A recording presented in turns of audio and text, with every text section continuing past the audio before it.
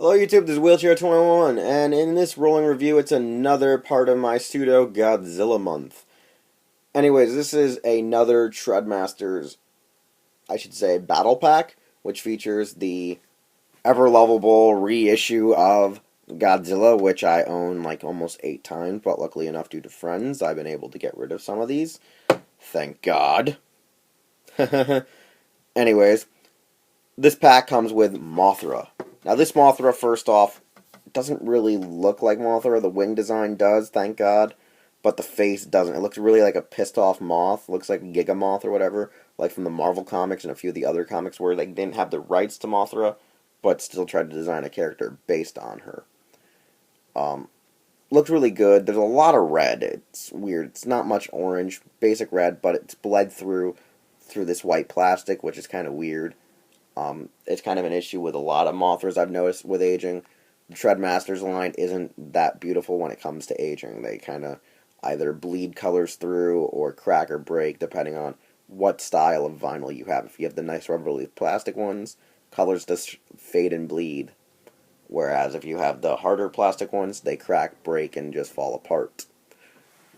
Now, honestly, this is a good figure. It's just better that you have maybe some kind of stage or stand to keep it afloat, because honestly, there's nothing that you can really do with it except maybe hold it around and pretend it's like a little airplane, going zoom, zoom, stuff like that, which mostly kids had to do back in the 90s.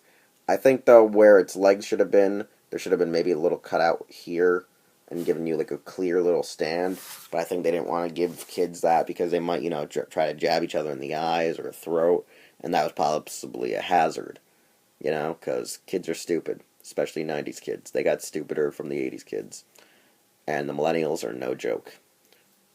Now, the cool thing is the trading cards. Trading cards are always a cool thing about these toys when I was growing up. They always had nice art, nice designs, and it's funny how all the red on the featured on the toy is actually supposed to be like a weird magenta, a nice pink, but it's not. It's weird that Mothra kind of has a lot of basic designs off of its original Showa counterpart and Showa concept art, which is kind of interesting how much they designed it off of that rather than the beautiful Heisei version, the very adorable, elegant version.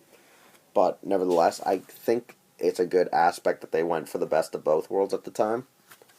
The card talks a lot about its, Heisei era edition, about the cosmos and the cocoon and larva form. Talks about a lot of its actual moth form, because that's really this thing that always is going on with a lot of Mothra-related products in America, is there's never really a larval form released. It's always the moth. Now, it doesn't speak actually about Batra, which is weird.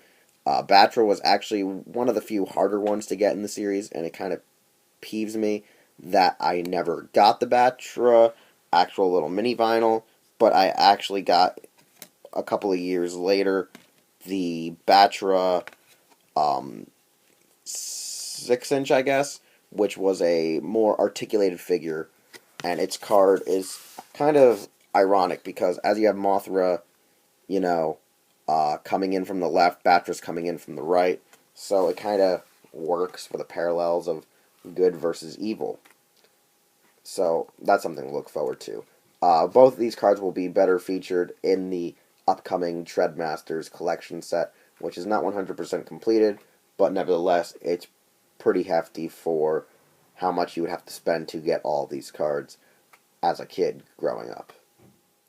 Anyways, this is day 3. This concludes our review because, hey, you can't really get these toys anymore, and they were nicely priced when getting them. I actually will say, if you can find a lot of these vinyls together and on eBay for a fair price, snipe them as best you can. They're great to have, and it's really something that a lot of Godzilla collectors would probably want. Anyways, I'm Wheelchair21. You can find me here on YouTube, Hirotaku. You can follow me on Twitter, Instagram, and you can see more of my reviews on Godzilla products throughout the month of December. And we'll see you next time with Godzilla versus either Rodan or Mecha-Godzilla, since they were both a part of Godzilla vs. Mecha-Godzilla 2.